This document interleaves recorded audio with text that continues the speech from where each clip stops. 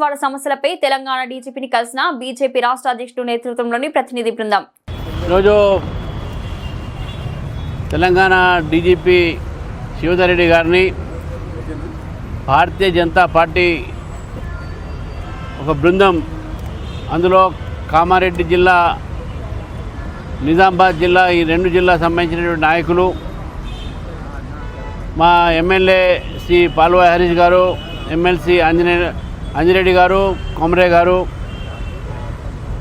జిల్లా అధ్యక్షుడు నిజామాబాద్ దినేష్ కుల్కచల్ల గారు, మీనం రాజు గారు, కామారెడ్డి జిల్లా అధ్యక్షులు, మరి వారితో పాటు మా ప్రధాన కార్యదర్శులు అందరూ కూడా, లక్ష్మీనారాయణ గారు మాజీ ఎమ్మెల్యే, వారు అక్కడి నుంచి పోటీ చేశారు బాన్స్వాడ నుంచి, మరి వారి జిల్లా ఇన్ఛార్జీలు కాంతారావు గారు, ఇంద్రసేన్ రెడ్డి గారు, అదేవిధంగా విక్రమ్ రెడ్డి గారు అందరూ కూడా కలవడం జరిగింది. గత కొన్ని రోజుల క్రితము బాన్స్వాడలో ఒక హిందూ అమ్మాయి భక్తి గీతాలు వింటూ ఉంటే దానికి అభ్యంతరం చెప్పినటువంటి కొంతమంది ఆమె పైన దాడి చేసే ప్రయత్నం చేసి అవమానపరిచి అక్కడ మత ఘర్షణ వాతావరణాన్ని సృష్టించింది. ఆ రోజు అక్కడ కొంతమంది ఎంఐఎం చెందిన యువకులు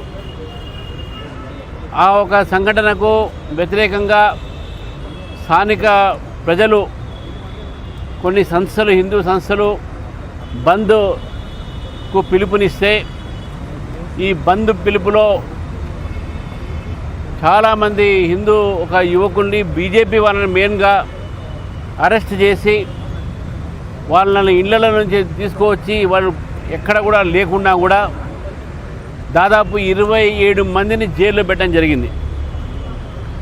అదే కేసులో ఇంకా 10 మందిని అబ్స్కాండింగ్ చూపిస్తూ ప్రతిరోజు వాళ్ళ ఇళ్ల మీద పోలీసులు వెళ్ళి వారి కుటుంబ సభ్యులను వేధింపు చేస్తూ ఉన్నారు.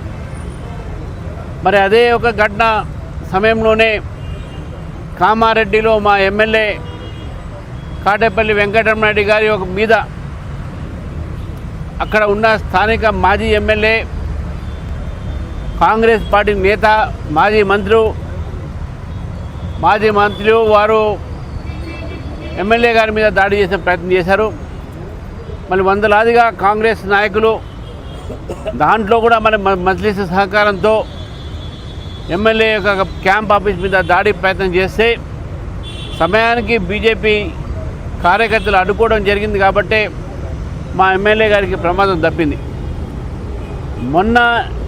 నిన్నగాక మొన్న నిజామాబాద్లో రుద్రారు అనేటువంటి గ్రామంలో అడ్వకేట్ కళ్యాణి అనే మీద దాడి చేసి ఇదే ఎంఐఎం సంబంధించిన వ్యక్తులు దాడి చేసి అక్కడ కూడా మత ఘర్షణ వాతావరణాన్ని సృష్టించడం జరిగింది.